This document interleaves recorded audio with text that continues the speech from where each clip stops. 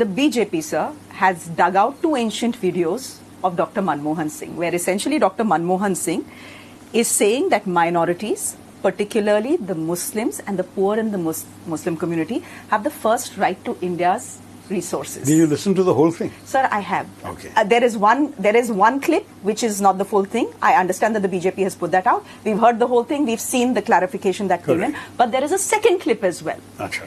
And Dr. Manmohan Singh is saying exactly what in the second clip that he said in the first clip.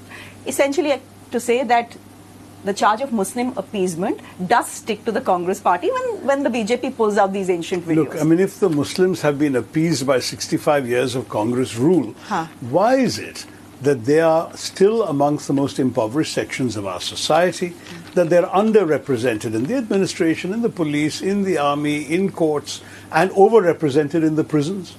Is there something wrong with our policies of appeasement that we haven't actually delivered any benefits to them?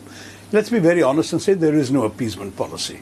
The fact is that you are looking at disadvantaged sections of your society, whether it's women, whether it's disabled people, whether it's unemployed people, whether it's Muslims, whether it's people of the tribal belt.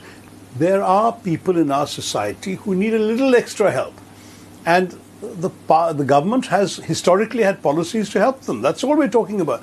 So, for example, we have a minorities ministry and a minorities commission. We have scholarships for minority students. We have scholarships for tribal students. We have hostels for girl students. Why do we do all this? These are categories of our society which we feel need a leg up so they can be on equal terms with the rest of us, who the privileged males or affluent females who have been able to benefit so far from our society. But is that assuming that there are poor people only in the minority community? No. and that there are no poor Hindus? Because that's the impression that gets conveyed.